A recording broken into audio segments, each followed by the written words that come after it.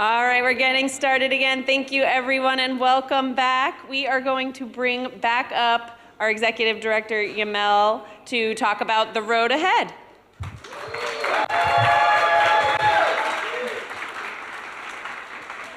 Thank you, Kim.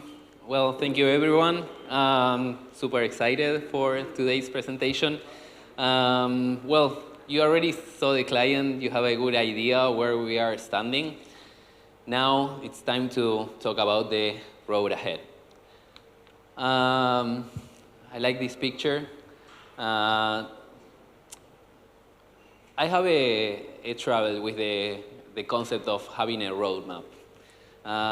In our community, I saw many comments about having a roadmap, requesting, hey, I want to have like a detail of all the things that you are going to do, which day, which time. And I don't believe that's how great things are done. I believe that we need to have a big goal, a clear north. This picture, maybe the sun, that's where we are heading. At this point, I think our next goal is to do a public launch of the new client to present the world what is Decentraland 2.0. With all of that, bring also all the marketing and getting a lot of people inside Decentraland. So that's what we are heading towards, but the road is not super clear. There are so many things that we can do. We have, as Alvaro said, we have a big list of features from the previous client that we could decide to migrate. There are also a big set of features also presented in Alvaro's presentation. For each of the systems we did, there are a list of things that we unlock and enable and we know that we can include. However, like time is scarce. It's a resource that we need to be very picky and very focused on how we align all the team to deliver something that is great. And we need to find what are the very important things that are critical for someone new who enters Decentraland 2.0 and said, oh my God, this is crazy. Thank you. So this presentation is about those gems, those features that we believe are critical to changing Decentraland experience. Some of the features, maybe you already know them. Maybe other things are features that were never part of Decentraland till now. So the first one that we have been working is the locomotion. Alvaro already presented how the locomotion of the avatar is better, but I think that we can do more work.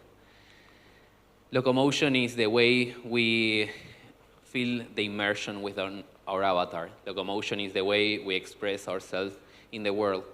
And I think that the further we can push the concept of what you can do with the avatar, the better will be the experience.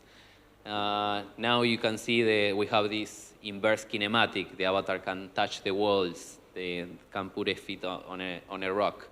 But there are so many other things that we can do and enable. We have a short video presenting some of the ideas. This is a prototype, not implemented there. But I think you may get the idea.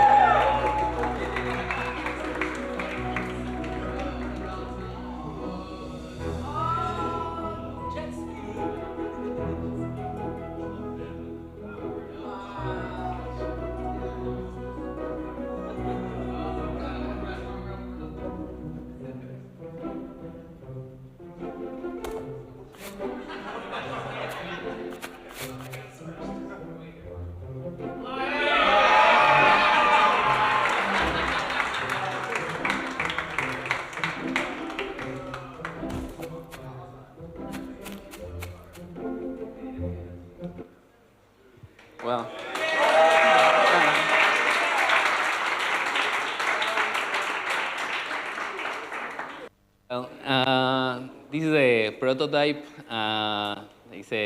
Just to demo all the things that we can do. It's not a commitment to implement all of stuff. That's comments for you, Alvaro. Yeah, we need to decide what really makes sense based on your clubs. I think that gliding is critical. But yeah, I think that continue investing time on how your avatar interacts with the world, make it more fun, and also enabling the creators to build more engaging gaming-like scenes as well. So locomotion is something important for us, and we want to continue investing on this. The next topic is about our digital identity. We have our passport that is not implemented in the alpha version you tested today, and we understand that it's also super important for engaging with other people to see who they are.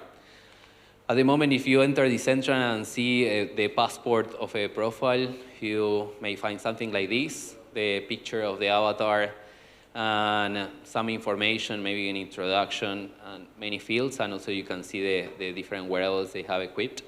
But I think we can do much better than this. I think that our identity in Decentraland should be about the things we have been doing. It's about all the achievements that we have arrived. Yeah, I think the experience of joining Decentraland and spending time in the platform is about to building this digital identity. And when you find another person and open the passport, you should have this wow moment of, oh my God, this is an OG. He has been around for this long. He's an active voter. He's a citizen. He's a emote newbie, a positive critic, a mana whale, a fact finder, 7-day streak. I think that we can play with so many things about the events you participated, the activities you are doing, and not only in the platform itself, but also in the other parts of the ecosystem, such as the DAO, the marketplace, as a creator. So looking forward to improve our digital identity and our passport with all of this. So moving forward, I think the other thing that we want to implement is fixing the problem of the single player experience. We may have the conversation, I think it's a nice conversation to have if Decentraland is a gaming platform or is a social platform. I think we lean towards it's a social thing. That's the most memorable moments that we have is when we connect with other people in Decentraland. However, there is a time between a new user joining the platform and spending a few minutes, and maybe they don't find someone right away. Maybe there is no big event happening at this time. And what's the prompt for that user? In any entertainment application, you go and you have a clear direction. You have like a mission to do. You have a direct quest, something to invest your time and hopefully get a reward. I think that's how engagement loops are developed. There is a mission, there is a challenge, and at the end there is a reward. And so we want to build these basic core engagement mechanics. So when a new user joins Decentraland, they have something to do. And these mechanics, I believe, should focus around exploring the world. Since now we have a client that lets you see far away, and exploring something that is actually fun. We want to encourage all the users to start exploring and go from one point to another. How to do it? This is a prototype only. What we can imagine is you are prompted with that you have a mission, you have something new to do, you have a quest, and that happens right away after you start walking. On your first session, you can open the map and you can see there is a treasure in an area, and that's something that you have to go and find. And And the point is that you cannot travel, teleport to that place. You have to walk. And also finding the chest is part of the exploration. And when you get there, you see the chest, you open the chest, you collect a wearable, and you have that rewarding moment, the gratification. You are improving your digital identity. You are no longer a newbie without wearables. You have something new, and that's the hook for encouraging users to continue exploring the world. This is an example, a prototype. We can work with chests that are hidden in different areas of the environment. We could do quests that you have to pick up a package in one location and you have to deliver it in another location. We can make that you need to go and plant a tree or do some kind of public service like fixing a fountain in the road.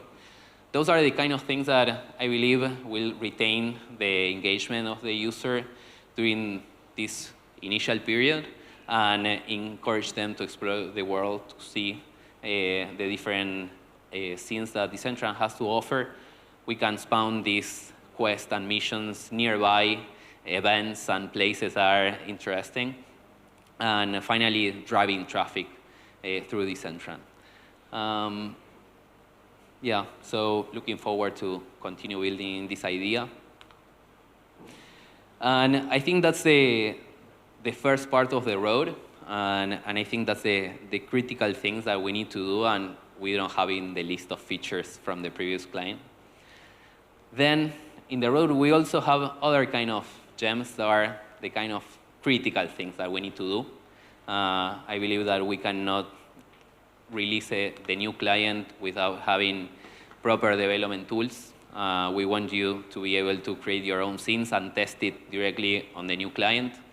At the moment, you can create your scene, deploy it, and access it through the new client, but there is no way to develop locally. So that's for sure something that we need to integrate. At first, I think the most strategic thing is to modify the editor so you can launch the testing environment on your device directly. Looking forward to continue exploring on how to build inside Decentraland. But I think that's the critical thing. Another point that we totally need to do is bug fixing. And this is a request for you. Opening the private alpha for you to test. It's the way for us to get all your hands to go through all the different edges, find all the bugs, and let us know so we can improve the client. And when the big moment arrives that we can open the door for the public, Decentraland is as good as it can be.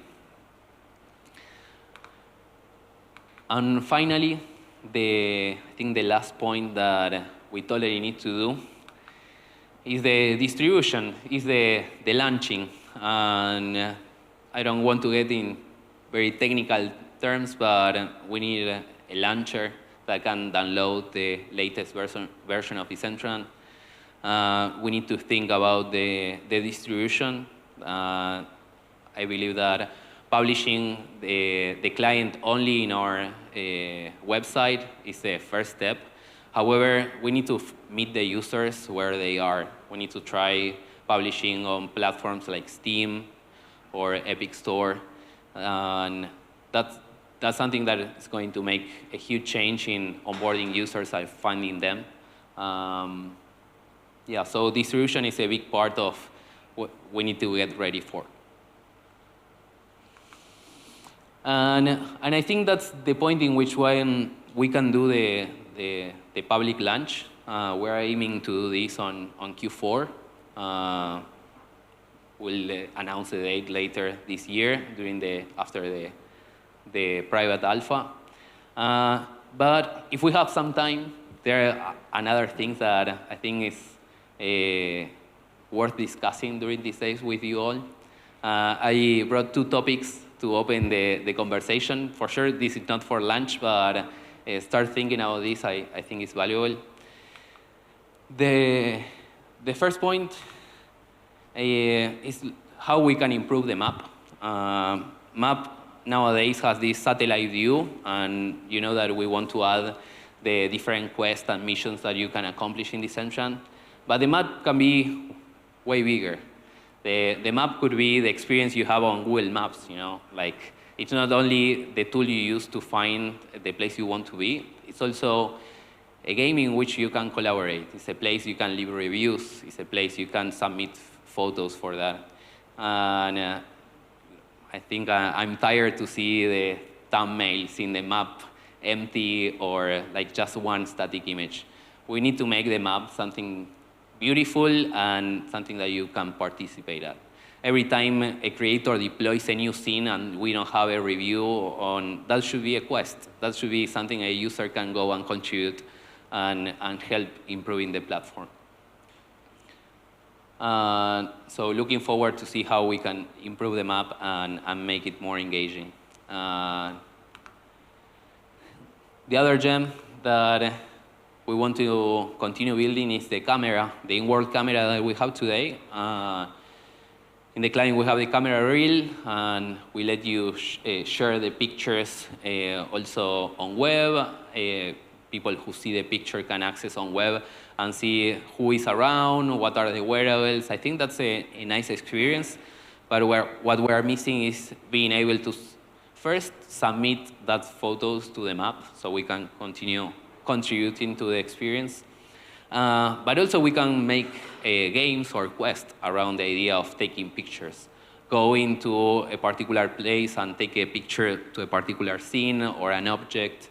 Or maybe there are some iconic places in Decentraland that if you take a picture of that place, you receive a badge or an achievement. So you get this feeling of there are these wonders around Decentraland that you need to find. Continue working on the camera and the filters and what we can do there. I think this is very interesting and promising. And I think this is the first crazy idea. I have the impression that teleportation is limiting how fun Decentraland can be. My statement is that if you can teleport to any place at any moment, you are missing all the fun. You are missing the journey. And to make something fun, you need to set the objective to the person and also provide some kind of challenge. If I tell you that the goal is to reach this object and there is no challenge to do it, that's not fun. And if the goal is to make the users explore Genesis City, explore the Decentraland world, having teleportation always available, I think that we are shooting on our feet. So teleportation and how we can limit it is a big question. I think I would love to hear your thoughts during these days about this. Maybe it's remove it completely. Maybe it's give you one teleport a day. Maybe it's having other transportation systems that you can rely on, like having buses in the city or having particular portals that can take you from one point to another or to a private world. Yeah, looking forward to hear your thoughts about this. And well, finally, the other point that I think that we have a situation is with the empty space in Decentraland. And we have so many pieces of land that doesn't have any content, or the content is old.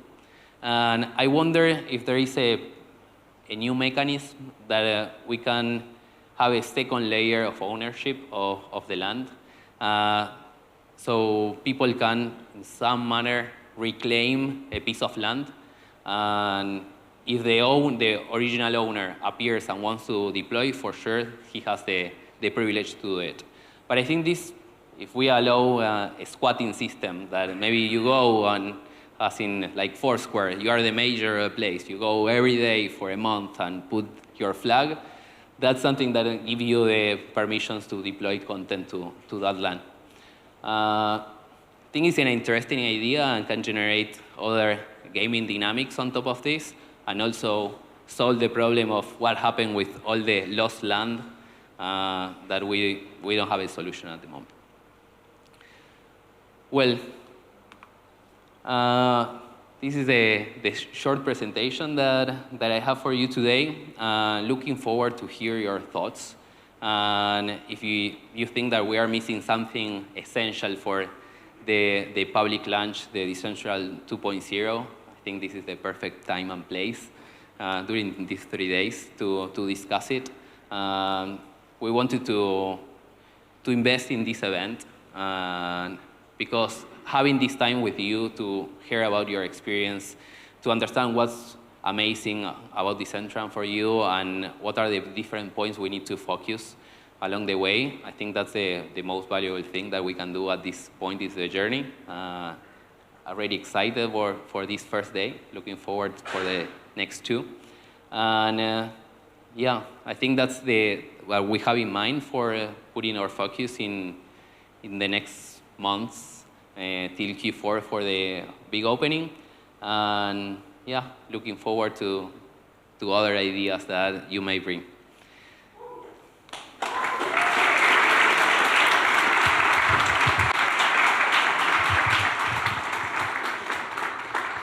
Thanks, Yemel. Obviously, so many different directions things can take. We're looking forward to everyone's feedback. We are going to do a foundation Q&A. There is a Slido, but we can also do hands raised if you're in the room. Just wanted to open it up to everyone.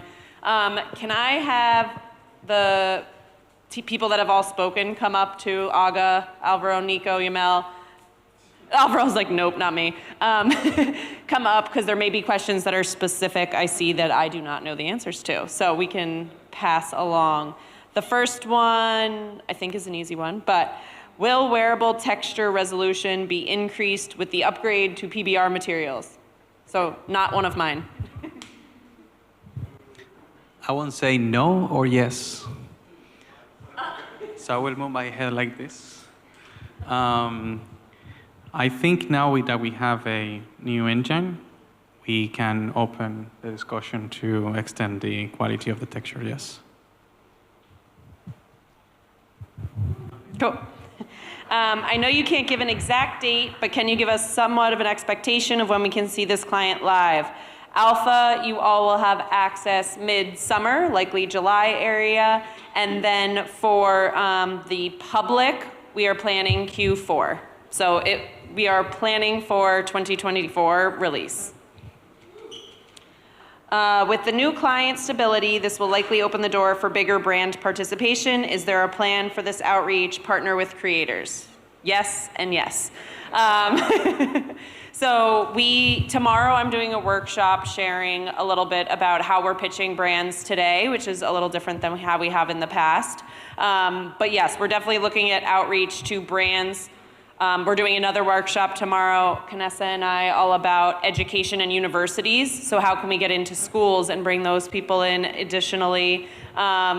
And I know many of you are also doing workshops tomorrow on some of the brand work you've done, how we're pitching brands, and we are also building out our ambassador program to have more people help with that. We are a small team. Currently, the partnerships team is me. So I obviously can't be pitching brands all day, so just also working with all of you to help be the ambassadors of Decentraland and find the right opportunities that come your way. If you need help, I'm here for that as well. But there are so many ways we've learned as a foundation that we can start partnering with brands that we probably haven't tried yet. But we are seeing, I can't name names, but we've had some really good influx lately of people that are interested in just saying, like, what can be done here? So we know it's coming, and just having those answers ready in a very easy way to say, okay, what we know that Decentraland does best is we know that people come here to engage in a fun way. If you want to build here, you're coming to build here because you want to create a social experience with your fans. Don't come here to like monetize and extract or any of that. That's not what Decentraland's for. There are other places you can do that. You want to come in here and have like a real exciting experience with your consumers and your fans. So that's the story we are telling, and we have a lot of brands that are excited about that opportunity. So more to come as contracts are signed. All right, the next question. Why are we doing it as a closed beta when Decentraland is open?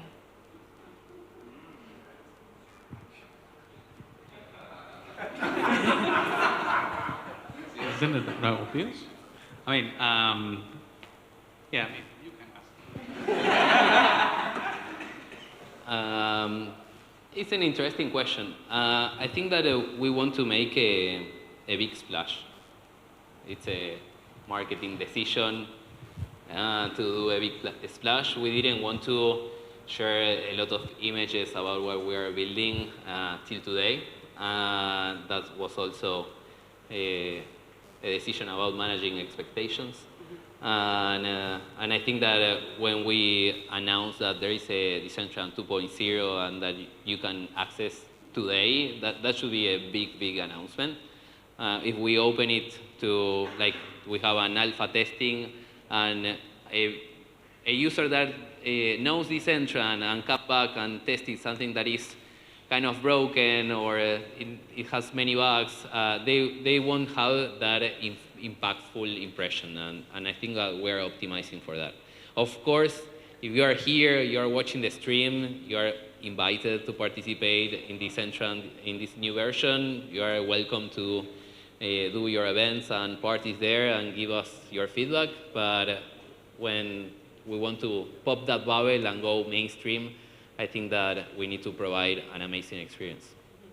Yeah, I can back that up.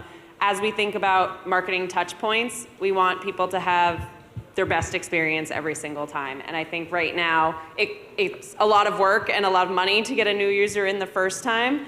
If we're gonna do it, let's bucket it all together and really give them the best experience they can. And I think the second part is, we can't make this splash alone. So being able to have you all come in, check it out, make some content, get excited, and we say, all right, let's go. Just like they do with game releases or a new movie trailer, the influencers get to see it first. You're the influencers. You know it, you get it. Help us build the content and share what's possible and what's so exciting about this world from your own point of view. We're not gonna give you the talking points. We want to know why you're excited to share this. And I think by doing it closed, it gives that opportunity for all of you to come in, give the feedback, and then we really get to open it with the best possible product out there. So that's the plan for Q4. And once we're open, we're going for it.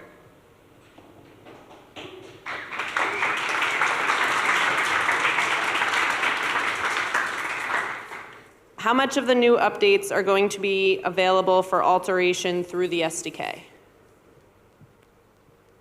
Sorry, can you repeat the question?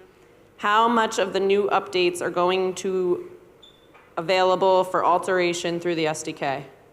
I don't know if someone asked that here and wants to clarify, or if it was an at-home question. Probably it's about the locomotion and the parameterization of the speed and all that stuff. Let me answer that. Yeah, in the slide I mentioned a lot of time, like, this will enable us to do this integration with the SDK. So the engine now is ready to do that.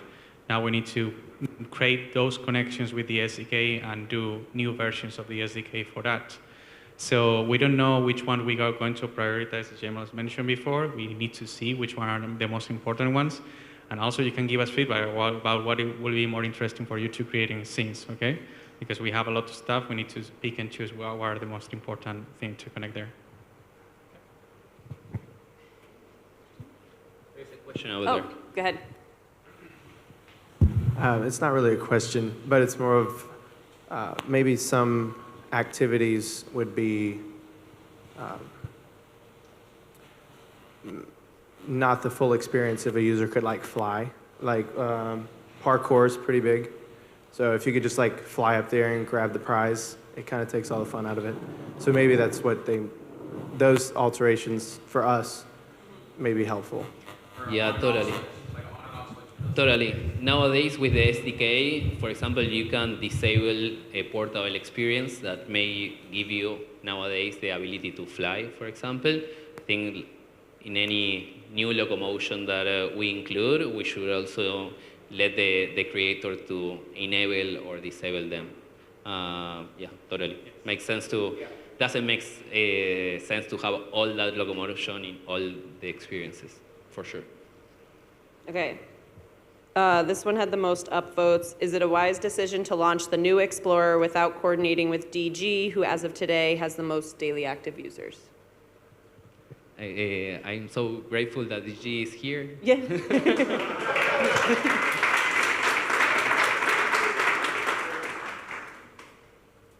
Yeah, we should talk with him. See.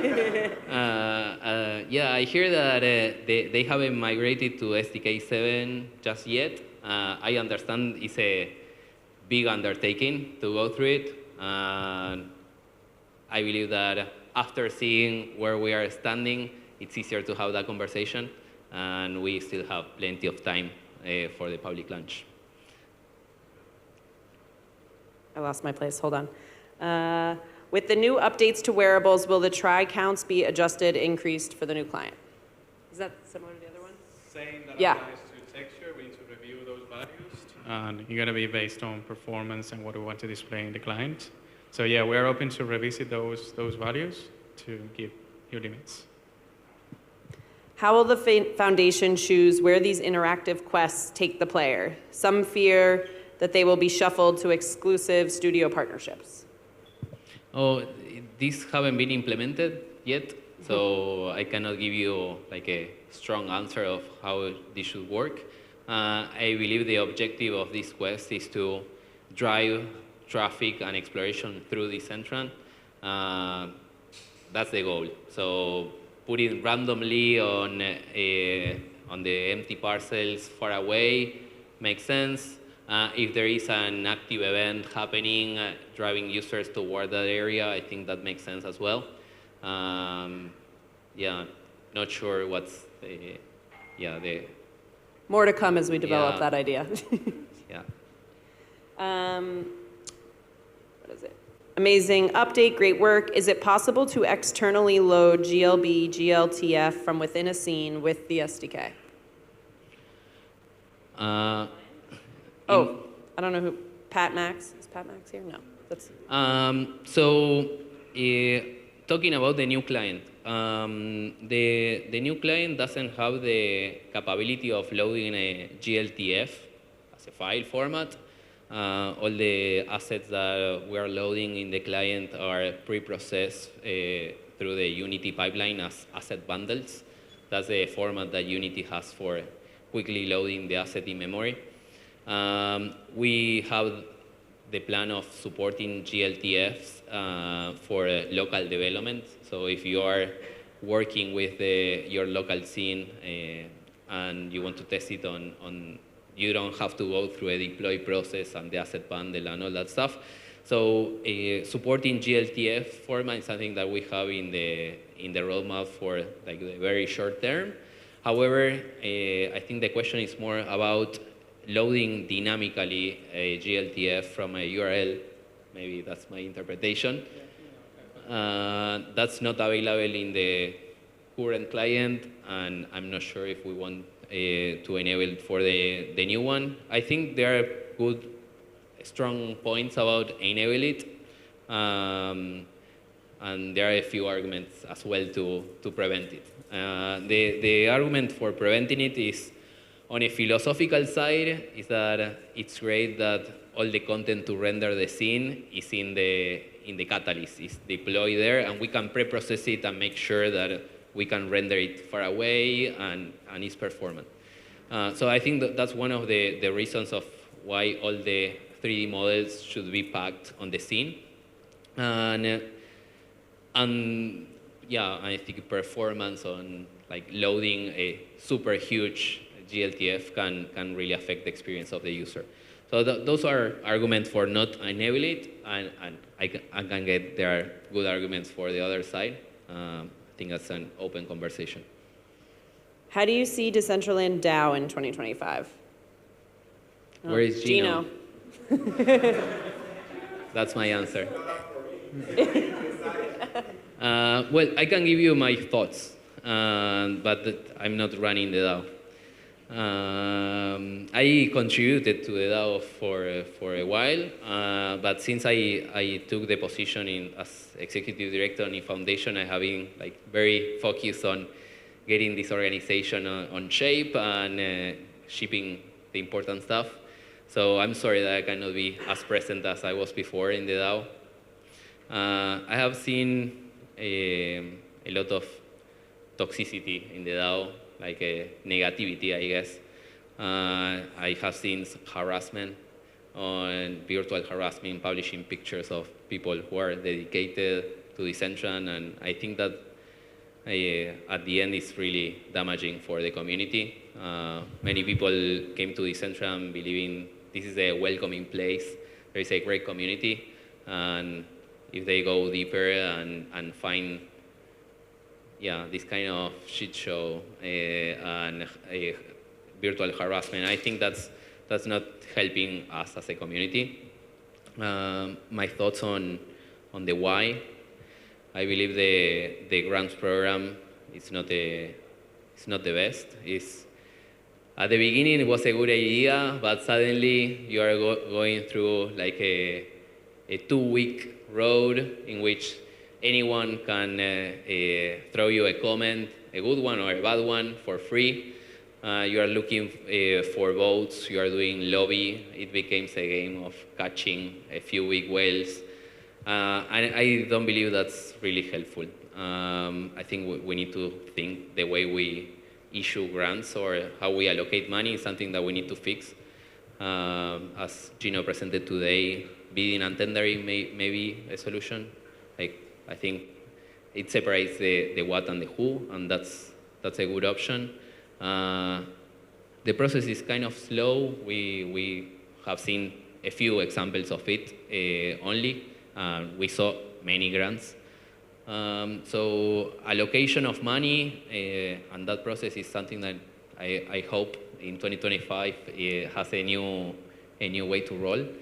And the other part is having a strategy on on what are meaningful projects to allocate money. Maybe there is a tough conversation that we need to have during these days about the role of foundation and the role of the DAO. For sure, here at Foundation, we're committed in developing and delivering technical excellence on the new client and the platform. But you, the DAO, the community, you are the builders, you are the content, you are the party throwers. And I think bringing that life to Decentraland and new users is what you can do the best. Looking forward to have this conversation these days. We do have a whole track tomorrow that has some DAO discussions all built in, so if you're interested in that conversation, tonight I'll publish in the Discord chat all of the workshops so you can start planning your day, because some are concurrent. So just thinking about which topics make the most sense for you and where you want to get more involved. Okay, great presentation. When pets and when portals to other metaverses. It might be. In a week. You will have pets in a week. Okay, the discussion about pets is that, or my great resistance about pets is that I didn't want to do that as a wearable. Okay? You all know that right now. I think pets needs like its own system, so you can equip a pet and you can do stuff with your pets. So it follows you and can do nice tricks and things like that. Okay, I don't want to be a static pet that follows you around. So I want to create a framework for pets, but I don't know what that is going to be yet. Okay, we can have this discussion. What do you want to see in pets? Let's open that and let's see at some point. Okay? You just opened Pandora's box. There are going to be so many pet comments coming your way. I mean, people is already integrating pets inside wearables. So, I mean, it is obvious that you want pets. Okay, let's discuss it. I mean, I love pets. I have a dog. I love it. So. This is kind of with that, but also a question of like when transportation. You talked about it with locomotion, of like different ways to move. Anything we can say there yet? After the public launch. There we go. That will be my answer probably later. Yeah. Okay. What is the approach of Decentraland to become profitable in the mid and long term? Could you repeat again? Yeah. The approach of Decentraland to become profitable in the mid and long term. Okay.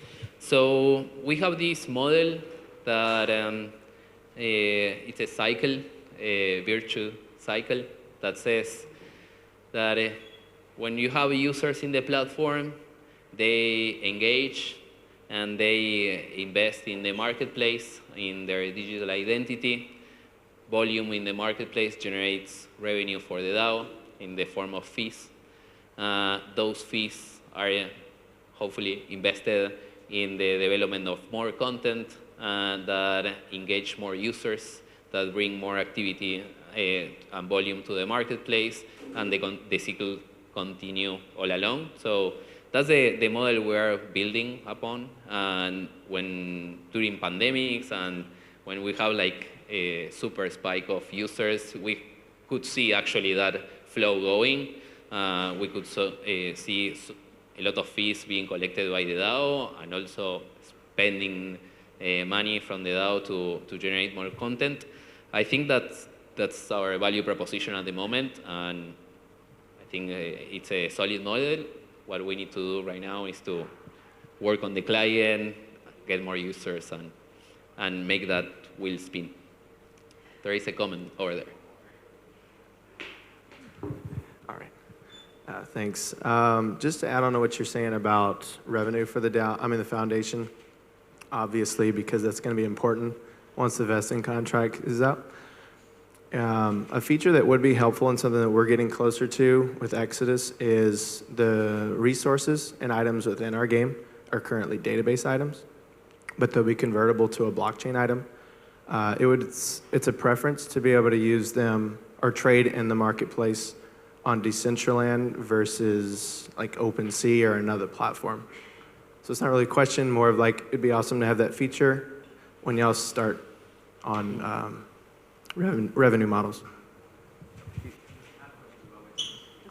Yeah, I think what you are saying is to accept the trading of other NFTs in Decentraland marketplace, right? That's right. Yeah, maybe correct. Like application or,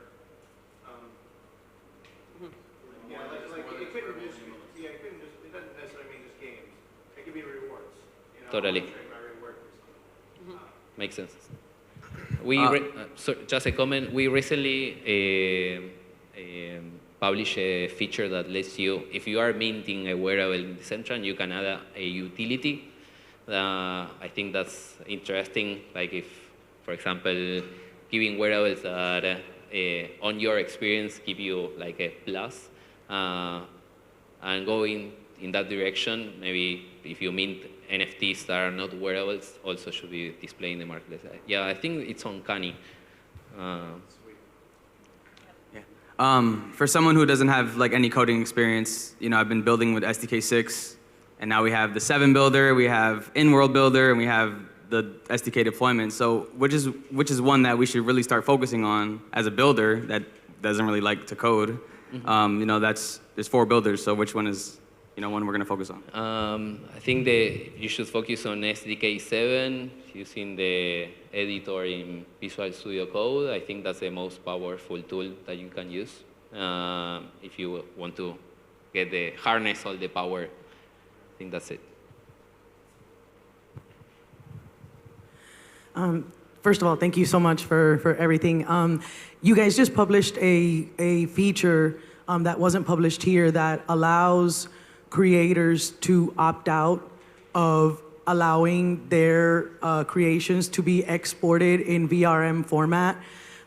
As a buyer of wearables, I really would like to know that ahead of time before I purchase. How will you guys be notifying wearable buyers of this opt-out, before they purchase the wearable? Because it does weigh in on my decision to purchase a wearable, whether I'm able to export it or not. Yeah, 100%. So for creators, we want to give the option for whatever they're making to build it the way they want. But for buyers, you have to know what you're buying. So when a creator does the opt-out, it'll be obvious in the marketplace. It'll have this VRM with an X through it. So you'll know before you purchase, there's a badge basically saying this is not VRM compatible. So everyone knows what they're getting and what they're building. Okay, I don't know which screenshot they're talking about, but will we have access to the dev cam that you snuck into your preview? Oh yeah, at the moment it's with F11. You can and remap here's it the to alpha. F10. Yeah, not sure if it will be on the public client. We use it to debug and test. If you like it, I think the replacement for that is to having an in-world camera that let you move, draw more. Yeah, I think that's the good thing. What I hear is they really like that camera. They love it. Yeah. Is there a strategy to bring more users to the platform, marketing plan, advertising? Yes, there is a strategy to bring more people. Step one, client that's performant. Step two, bring people into the exciting client. So that will all go into effect after the public launch, but ideas being obviously community UGC programs within our community as step one. Outsource like influencer programs. So, okay, there's influencers that are doing digital fashion. Like we want them talking about Decentraland. How do we talk to them? How do we bring them in? I'm not thinking in like old school traditional advertising. I think there's a lot of cool stuff we can do as an innovative digital company that can bring people in unique ways. There are partnerships we're looking at with different programs that allow for us to bring in like bounties for new creators to come in and do something, bounties to come in and set up your avatar for the first time. So we are looking at a variety of different programs that can bring in users that are interested in exactly what we're doing versus, I think of Instagram ads sometimes as you're interrupting someone's experience. They're there to scroll their For You page. They're not trying to get interrupted with a brand. How do we find advertising opportunities where the person is opting in and they want to be a part of it versus you're interrupting something they're already doing? So that's the realm of marketing stuff we're looking at, and definitely more in-person events, for sure. I think tomorrow we have one workshop about brainstorming on marketing and bringing new users. Yes, definitely. There's also a workshop on new users tomorrow. This one, how do you plan to do the quest in a decentralized way without fully relying on Foundation servers? I think the plan, so this is relying on the Quest server. So we already have a system for managing the progress of a player through an experience. So if you have a scene and you don't want to spin up your own server with your database that remembers what's the state of the player experience, you can already use the Quest server for that. We want to continue building on top of this and start using it. The first step is to do these missions in empty parcels and like on the roads and these areas that are not like a particular scene. That's the easiest, and it still completes the goal of driving traffic and encouraging exploration and giving the rewards. Next step would be to put these missions on our quest in a scene, actually.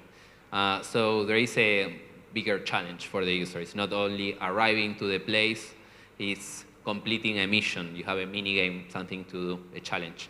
I think we can start first doing on Foundation land, and the next part is opening this for you creators to host this kind of quests and missions in your own land. I think that's the progression.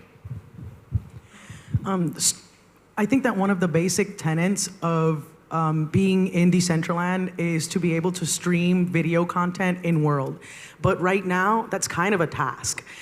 When will we, or will we ever be able to just paste a YouTube link into and stream, a YouTube video, or you're just making it like easier, right? Just link, boom.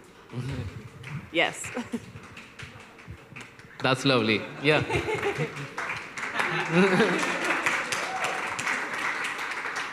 Yeah, I would encourage you to put it on Kani and describe, and I have more questions about like how do you want to do it, and as a scene owner or as a regular user, like in the somebody else scene.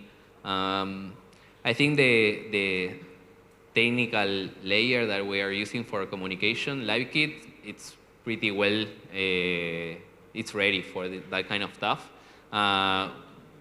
Nowadays we have an experiment that in a world You can share screen from your computer to a world, and that works pretty well. Looking forward to bring that functionality to Genesis City as well. In this process of rebuilding the client, we have rethought that part to enable the creator, the owner of the scene, to have more control on the communication channel in that scene in particular. That is moderating who can talk. That's about casting live content there easily. And also, like, it has some functionalities to also bring that conversation that streams to other platforms as well. So maybe an integration with Twitch or other platform for streaming is also possible.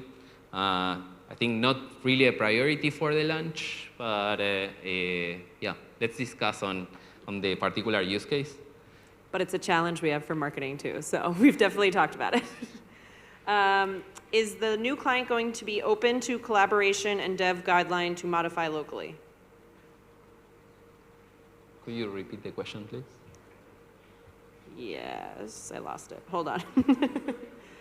I don't know, Nico, if you're able to remove questions asked at any point, but I don't know if anyone's able. Okay, is the new client going to be open to collaboration and dev guideline to modify locally? I don't know if anyone here asked that question that can clarify. I'm not sure if I understand the question. I don't think I do either. If the new client is open for collaboration, and dev guideline to modify locally. Not sure. I'm not sure. If Okay. Okay. We will, if this is your question, send me a note. Yeah, I'm not sure. Like, I think the component of modifying the experience is through the SDK and building your scene. I think that's the point in which you can express your creativity. And the code, again, is open source. And we are open if someone wants to contribute directly on the code. Maybe challenging. I hope it's less challenging than before. Because the code base is new and is way better, simpler to understand. But I think contributing, it's easier through Kani and the process of bringing a feature request, discussing what's the use case, and maybe we can make it a priority. Mm-hmm. Okay, I'm doing a time check. We have like 4 more minutes. I'm going to ask one and then we'll go to you. Oh. Will there be a beach with a shore in the new client? The beach is halfway there, but there will be a beach in the shore, and there will be islands in the sea. That sounds nice. When talking about the scene control, are we going to be able to, or put in the features to be able to like boot players or ban them from the scene like quickly? Just when there's, I've seen in some other scenes and at BG too, but where someone comes in as just flagrant, just gets real ugly, or whatever the case may be, being able to kind of remove them in a quick manner without... So what will be the behavior? You get pushed out? Yeah, just maybe like they block from the scene, they can't enter that, your own property. Yeah, exactly. Like they're gated even, where... Scene moderation. Yeah, exactly. Yeah. I thought I heard someone built a bouncer. Did I make that up? Yeah. Yeah.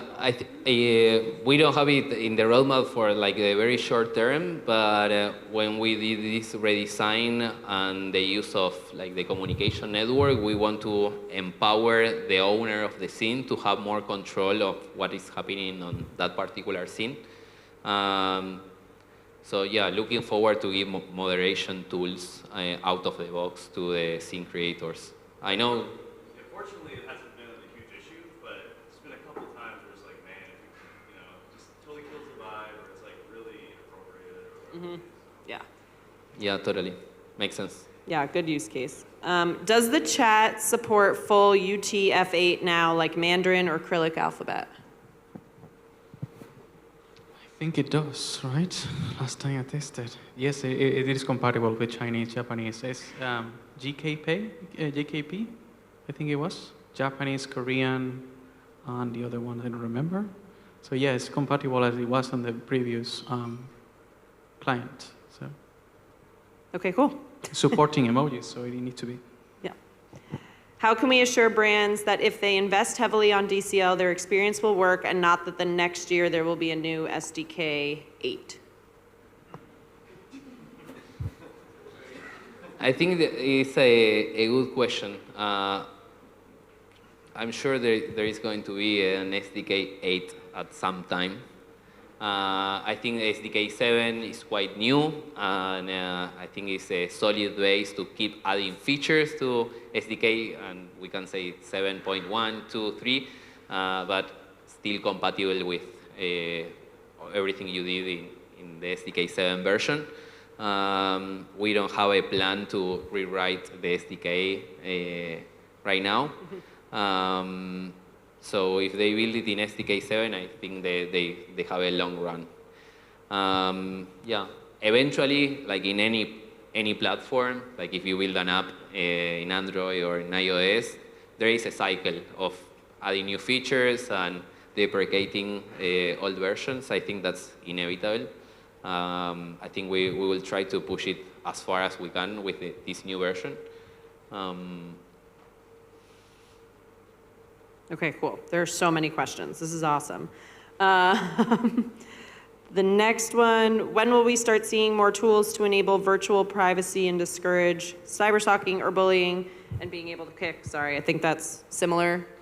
Yeah. Oh, well, there is a conversation about nowadays there is an endpoint on the Catalyst that lets you know who is where at any time. And there is an open conversation in the governance. I think that's another conversation to have during these days. Like, are we okay that your address and your position is available all the time? I think that's an open part of like feeling harassed or opening a vector for something like that.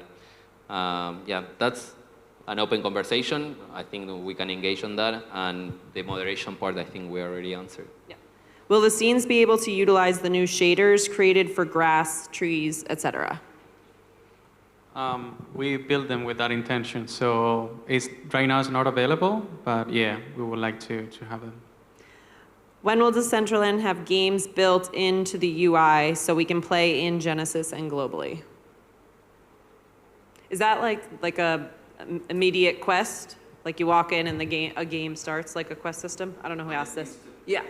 Things to do. It's not my question, but Okay. I've thought about it as well. If you came into the world and there were things to do automatically, like a quest, but maybe it doesn't have to be all around the map. It could be a shooting game, targets, or type.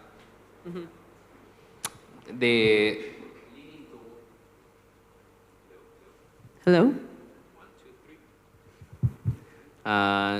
Making the experience in Decentraland more engaging, it's a priority for us. So having a quest or something to do, it's something that we want to do before the launch. So that's one part. Rebuilding the Genesis Plaza and make it more engaging, and that's another part that we want to do. From the question, the UI, that's something I didn't understand. Have the games built on. I think it's the same thing. Like as soon as you come in, can a game start of some sort? Yes. Okay. There's like a smart wearable. There's like a smart wearable where you can play chess by owning it, I believe. That may be what they're talking about. Like you just tap on it and then boom, chessboard pops up. That may be what they're talking about. It's like the last smartphone. It's like the UI pops up on the side, and there's supposed to be games there. Cool. Yeah, I think all of the how do we engage people initially is the ongoing conversation. So we'll be talking a lot more about that this week. All right, we're gonna have to wrap up to head to dinner. So we'll do 2 final questions if anything has anyone pressing, but I'm just going in order. Can we give delegate more VP from the Treasury to all these beautiful builders?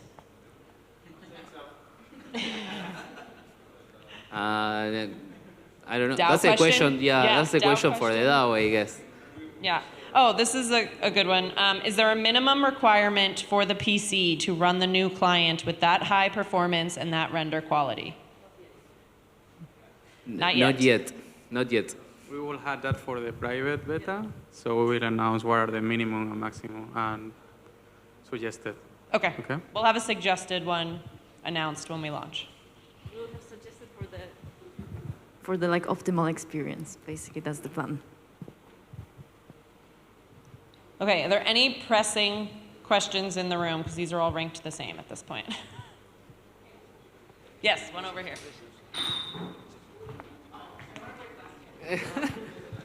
Not again.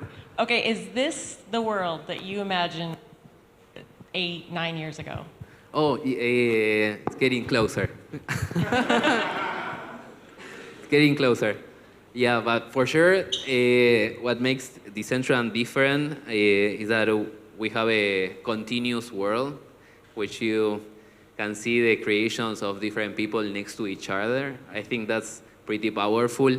And similar to the Burning Man experience, you suddenly hear that there is a Philharmonica playing over there, and while you are going, you find so many things interesting along the way, and I think we are heading towards that direction.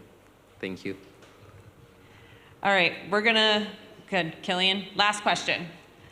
We can keep track of the questions and try to get back to you on anything that's at least the technical stuff from here.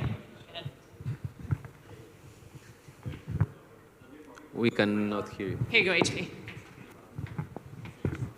So we saw a lot of new features that you showed with the SDK, with the client. Will all of those features be documented by the foundation for the client to replicate, or will the DAO need to get someone to do it for the foundation? Like, do you commit to document all of those new features? Oh, to document? Yes. Yeah, sure. Like all new features that we want to release for SDK 7 should be on Decentraland documentation. Yeah, at the moment, I think on the presentations, we show what is possible to do. We have not committed to all of them or any of them. I think getting feature parity on like everything that is developed in SDK 7 runs perfectly on the new client. That's our priority at the moment. Thinking ahead and understanding what we can continue improving the SDK 7 is kind of the idea of the presentation. We are not sure which ones will be enabled and if for the public launch or after that.